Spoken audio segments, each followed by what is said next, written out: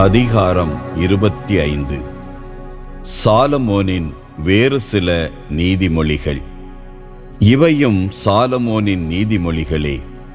இவை யூதாவின் அரசராகிய எசேக்கியாவின் அவையினர் தொகுத்து எழுதியவை. ஒன்றை மறைபொருளாய் வைத்திருப்பது கடவுளுக்கு மாட்சியாம், ஒன்றை ஆய்ந்தறிதல் அரசருக்குப் பெருமையாம். அரசரின் உள்ளக்கிடக்கையை ஆய்ந்தறிய மனிதரால் இயலாது. அது வானத்தின் உயரத்தையும் கடலின் ஆழத்தையும் போன்றது. வெள்ளியினின்று மாசை நீக்கிவிடு, அப்பொழுது தட்டார் அதிலிருந்து அழகிய பொருள் ஒன்றை உருவாக்குவார். அரசரின் முன்னின்று கெடுமதி உரைக்கும் பொல்லாரை அகற்றிவிடு, அப்பொழுது அவரது ஆட்சி நீதி வழுவா நெறியில் நிலைக்கும். அரசர் முன்னிலையில் உன்னை பெரியவர் என்று காட்டிக்கொள்ளாதே, பெரியோருக்குரிய இடத்தில் நில்லாதே. பெரியவர் முன் தாழ்த்தப்படுவதை விட நீ மேலிடத்திற்கு வா என்று அழைக்கப்படுவதே உனக்கு மேன்மை. ஏதோ ஒன்றை பார்த்தால் உடனே வழக்கு மன்றத்திற்கு போய்விடாதே. நீ கூறுவது தவறென்று காட்டி வேறொருவர் உன்னை வெட்கமடைய செய்தால் நீ என்ன செய்வாய்? அடுத்திருப்போரோடு உனக்குள்ள வழக்கை அவருடனேயே பேசி தீர்த்துக்கொள். வேறொருவரை பற்றிய மறைவான செய்தியை வெளிப்படுத்தாதே. அவ்வாறு வெளிப்படுத்தினால் அதை கேட்பவர் உன்னை இகழ்வார். உனக்கு வரும் மானக்கேடு நீங்காது. தக்க வேளையில் சொன்ன சொல் வெள்ளித்தட்டில் வைத்த பொற்கனிக்குச் சமம்.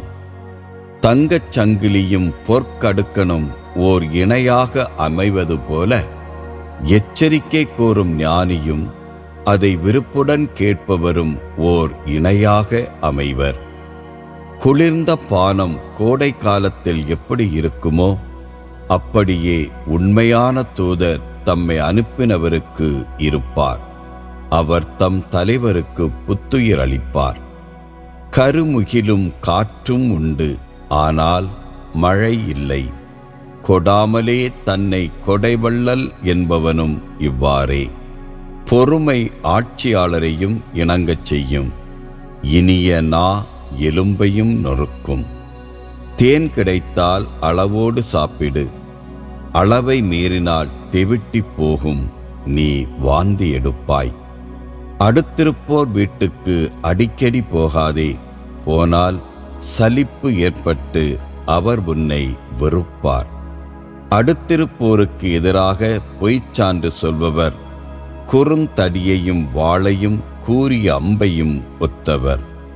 இக்கட்டு காலத்தில் ஒரு துரோகியை நம்புவது சொத்தை பல்லையும் நொண்டிக்காலையும் நம்புவதற்குச் சமம். மனத்துயரம் உள்ளவரை பாட்டு பாட செய்தல் குளிரில் உடைகளை களைவது போலவும் புண்ணில் காடியை வார்ப்பது போலவும் இருக்கும். உன் எதிரி பசியோடு இருந்தால் அவனுக்கு உணவு கொடு, அவன் தாகத்தோடு இருந்தால் குடிக்க தண்ணீர் கொடு.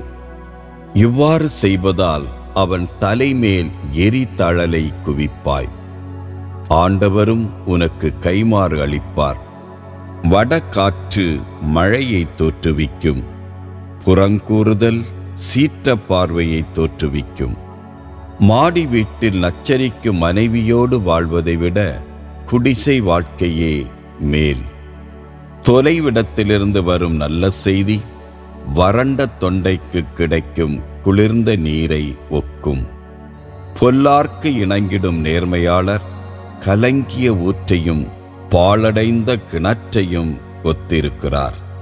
தேனை மிகுதியாகச் சாப்பிடுவது நன்றன்று, புகழ்ச்சியை மிகுதியாக விரும்புவதும் நன்றன்று. தன்னடக்கமில்லா மனிதர் அரண் அழிந்த காவலில்லா பட்டணம் போல்வர்.